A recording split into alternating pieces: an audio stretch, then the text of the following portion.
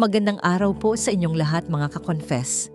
Minsan sa ating buhay, may mga pagkakamaling nagagawa tayo na hindi natin inaasahang magiging mitsa ng unti-unting pagguho ng ating pinapangarap na kinabukasan.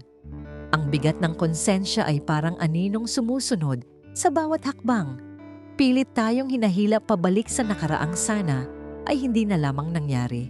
Sa kwentong ating tatalakayin ngayon, masusubukan ang tatag ng puso at ang hangganan ng pagpapatawad sa sarili sa gitna ng isang lihim na pilit itinatago mula sa mga taong mahalaga sa atin. Naway magsilbing babala at inspirasyon ang karanasan ng ating tagapakinig sa pagharap sa katotohanan ng buhay. Paalala lang po, ang lahat ng kwentong maririnig ninyo ay pawang katang-isip lamang at ginawa para magbigay aliw at aral. Anumang pagkakatulad sa tunay na tao o pangyayari ay hindi sinasadya. Simulan na natin ang kwento. Dear Ate J, itago mo na lamang ako sa pangalang Odette. Nagsimula ang lahat sa bayan ng Real, Quezon, kung saan ang payapang dalampasigan ay naging saksi sa aking pinakamalaking pagkakamali. Masaya kami noon ng aking asawang si Orlando, isang masipag na seaman na bihirang makauwi dahil sa trabaho. Sa kabila ng kaginhawaan, naramdaman ko ang matinding pangungulila at kalungkutan sa aming tahanan na dati ay laging puno ng tawanan at kagalakan. Isang gabi, habang nag-iisa ako sa dalampasigan, nakilala ko ang isang estranghero na nagngangalang Pio, isang artistang pansamantalang nananatili sa aming resort para sa kanyang proyekto. Ang kanyang mga salita ay tila musika na pumuno sa katahimikan ng aking matagal nang nag-iisang puso. Doon nagsimulang mabuo ang isang mapanganib na ugnayan na hindi ko inaasahan na hahantong sa isang masidhing emosyon at pagnanasa. Si Pio ay may taglay na karisma na tila magnet na humihila sa akin palayo sa aking mga obligasyon bilang isang tapat na asawa. Sa bawat pagtatagpo namin sa tabing dagat, unti-unting nabubura ang mukha ni Orlando sa aking isipan at napapalitan ng presensya ng lalaking ito. Hindi ko namalayan na ang simpleng pagkakaibigan ay nauwi na sa isang lihim na relasyong puno ng tamis, ngunit may kaakibat na pait. Alam kong mali ang aking ginagawa, ngunit parang ako ay nasa ilalim ng isang gayuma. Isang gabi ng tag-init, habang ang buwan ay maliwanag na nakasilip sa aming bintana, nagpadala ako sa bugso ng damdamin at tuluyang nakalimot sa aking sinumpaan. Ang bawat haplos at halik ni Pio ay tila gamot sa aking pangungulila, ngunit sa kabilang banda ay lason sa aking dangal. Ang bawat sandaling kasama ko siya ay parang panaginip na ayaw ko nang matapos pa, kahit alam kong bawal. Sa likod ng bawat tawa at saya namin ay ang anino ng kasalanang unti-unting bumabalot sa aking buong pagkatao at kaluluwa. Hindi ko naisip ang magiging kapalit ng sandaling kaligayahan na ito sa aking pamilya. Habang tumatagal, mas lalong nagiging madalas ang aming pagkikita ni Pio sa mga tagong lugar sa Quezon upang umiwas sa mga tsismosa. Nakilala ko rin ang kanyang kaibigang si Quentin na siyang naging saksi sa aming bawat pagtatagpo sa kalsada o sa maliliit na kainan. Si Quentin ay laging nagbibigay ng babala tungkol sa panganib na aming pinapasok, ngunit bulag at bingi ako sa anumang pangaral ng iba. Ang tanging mahalaga sa akin noon ay ang nararamdamang ligaya na tila nagbibigay ng bagong kulay sa aking buring na buhay. Hindi ko napansin na ang bawat hakbang ko ay papalapit na sa isang malaking bangin, ngunit ang lahat ng lihim ay may hangganan at ang tadhana ay may paraan upang ilantad ang katotohanan sa hindi inaasahang pagkakataon. Isang araw, biglang dumating si Orlando nang walang pasabi dahil sa isang hindi inaasahang bakasyon mula sa kanyang barko sa ibang bansa. Natagpuan niya akong balisa at hindi mapakali na tila may malaking itinatago sa loob ng aming sariling silid-tulugan.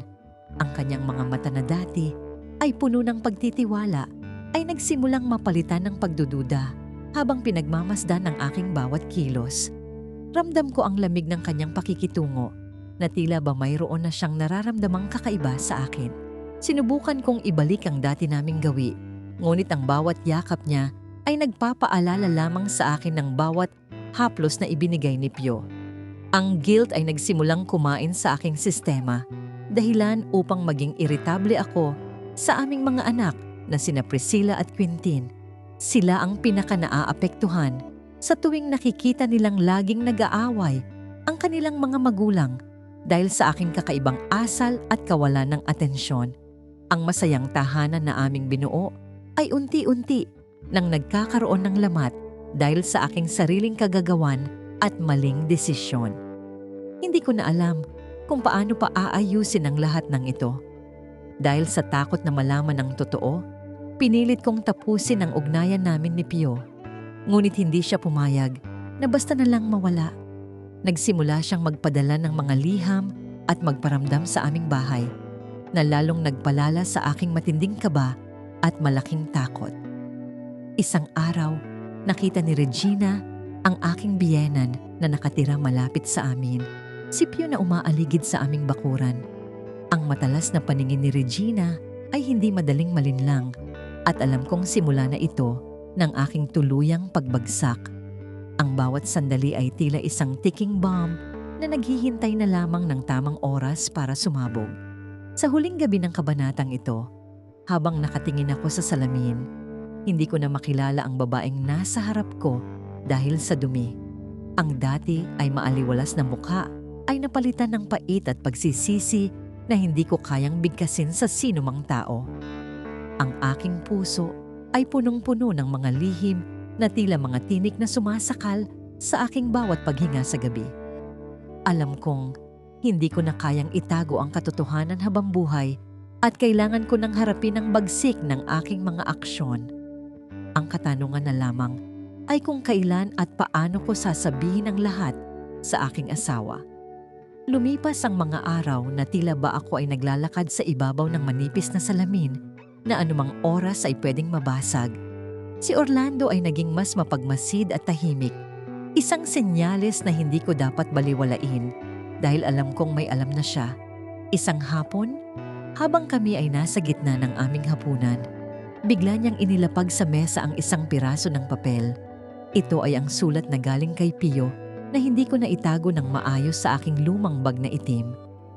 Ang katahimikan sa loob ng aming bahay ay tila naging isang mabigat na ulap na handang magpakawala ng ulan. Hindi ako nakapagsalita at tila na puro lang aking dila habang nakatingin sa galit at pait na nasa mga mata ng aking asawa. Ang mga anak naming sina Priscilla at Quintin ay mabilis na pinalabas ni Orlando upang hindi nila marinig ang aming magiging pag-uusap. Doon na sumabog ang lahat ng emosyong matagal na naming kinikimkim sa loob ng aming dibdib bilang mag-asawa sa Quezon. Isinalaysay niya kung paano niya napansin ang aking mga pagbabago at ang mga balitang nakarating sa kanya mula sa mga kapitbahay. Ang bawat salita niya ay parang latigo na humahagupit sa aking pagkatao at dignidad.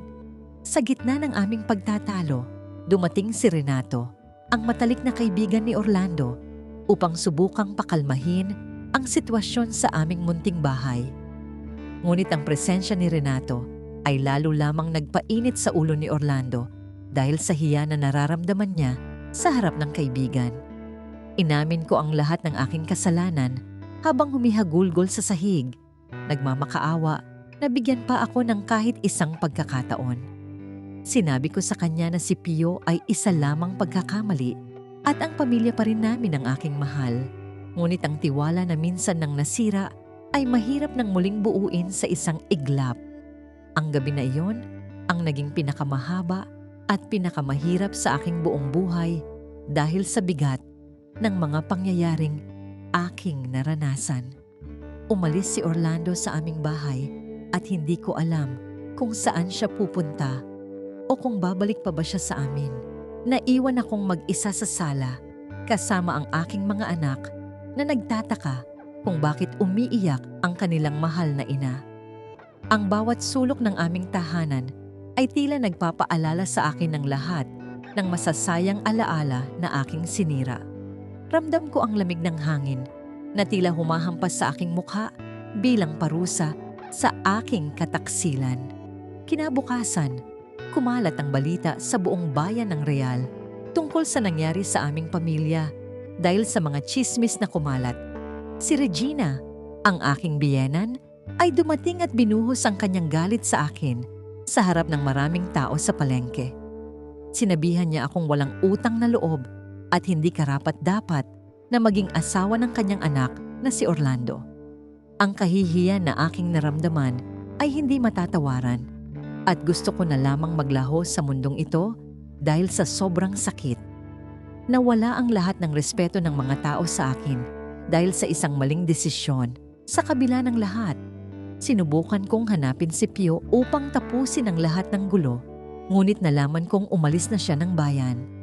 Iniwan niya akong mag-isa na humaharap sa lahat ng problemang idinulot ng aming panandaliang relasyon sa tabing dagat ng Quezon. Napagtanto ko na ako ay naging biktima lamang ng aking sariling kahinaan at ng mga matatamis na salita ng isang estranghero. Walang ibang dapat sisihin sa nangyari, kundi ang aking sarili at ang aking kawalan ng paninindigan sa sumpa. Ang sakit na nararamdaman ko ngayon ay bunga ng aking sariling mga itinanim na kasamaan. Dahil sa sobrang stress at lungkot, nagsimulang manghina ang aking katawan at naging masakitin ako sa mga sumunod na linggo ng paghihirap. Ang aking mga anak ang tanging naging lakas ko, bagamat nakikita ko sa kanilang mga mata ang kalituhan at malalim na lungkot. Hindi ko alam kung paano ko ipapaliwanag sa kanila ang dahilan kung bakit wala na ang kanilang ama sa bahay. Ang bawat gabi ay puno ng dasal na sana ay mapatawad ako ni Orlando at bigyan kami ng pagkakataon. Ngunit ang katahimikan mula sa kanyang panig ay tila sumasagot na ang lahat ay tapos na. Sa huling bahagi ng kabanatang ito, napagtanto ko na ang pagpapatawad ay hindi basta-basta ibinibigay, lalo na kung ang sugat ay malalim. Ang aking kasalanan ay hindi lamang laban kay Orlando, kundi laban din sa aking sarili at sa aming mga mahal na anak. Kailangan kong tanggapin na ang buhay na dati kong kinagisnan ay hinding-hindi na babalik sa dati kailanman.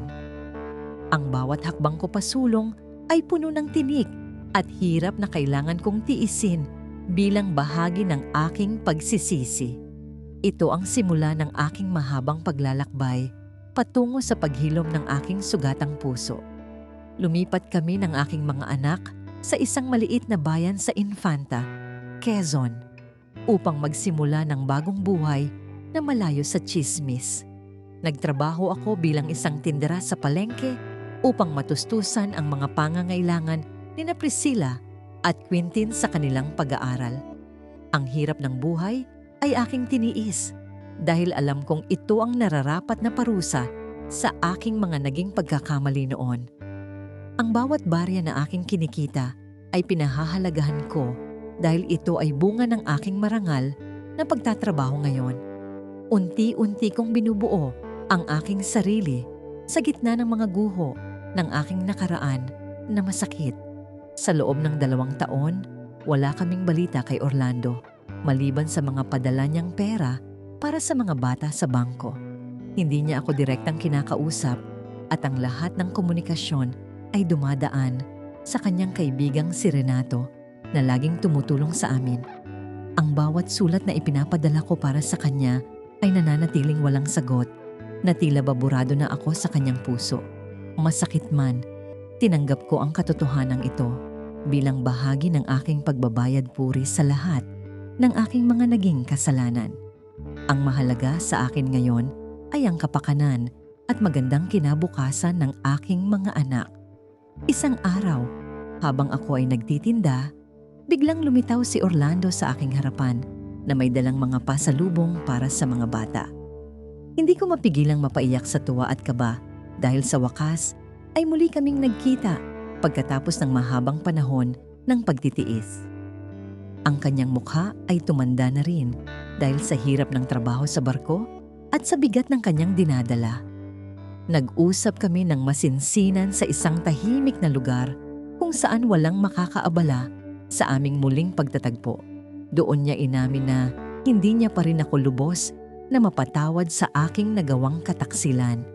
Sinabi niya na ang pagpunta niya rito ay hindi para makipagbalikan, kundi para makasama ang kanyang mga anak bago siya muling sumakay sa barko.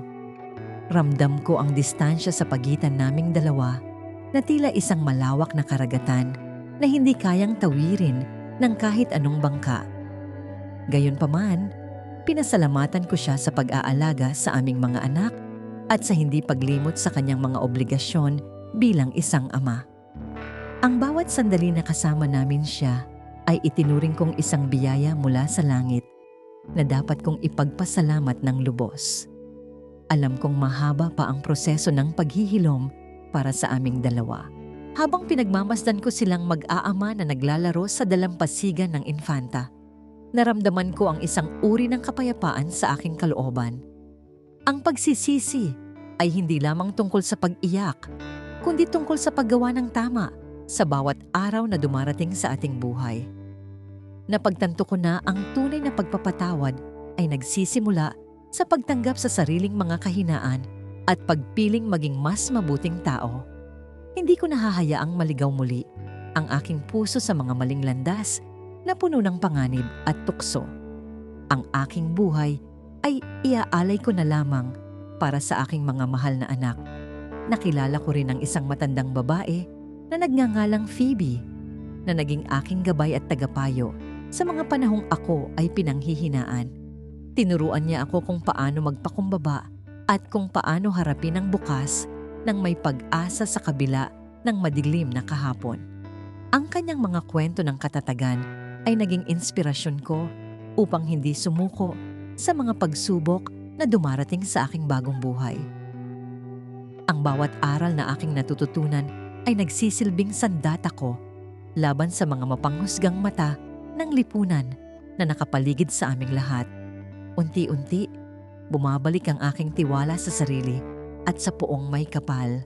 Sa paglipas ng panahon, naging mas maayos ang aming relasyon ni Orlando bilang magulang sa aming mga anak na sina Priscilla at Quintin.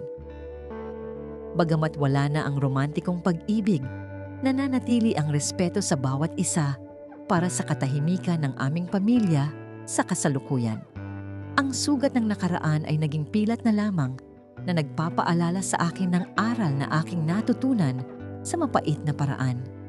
Hindi ko na kayang tanggapin ang ginawa ko noon, pero kaya ko nang tanggapin ang aking sarili ngayon ng buong buo. Ang mahalaga ay ang mga desisyon na gagawin ko simula sa araw na ito. At yan ang aking kwento, isang lihim na minsan ay mahirap itago, pero sa huli ay nagbigay ng aral at katotohanan sa kanyang puso. Mga ka-confess, dito na nagtatapos ang kwento ni Odette. Maraming salamat sa inyong pakikinig at pagsama sa amin mula simula hanggang dulo.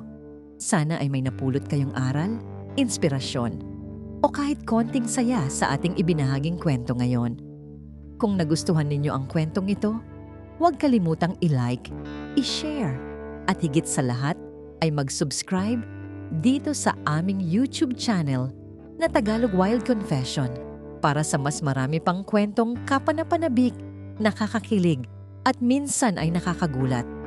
At huwag din kalimutang i-follow ang aming Facebook page na Tagalog Wild Confession para lagi kayong updated sa mga bagong uploads at kwentuhan. Hanggang sa susunod nating kwentong Tagalog Wild Confession, ingat kayo palagi, mga ka-confess.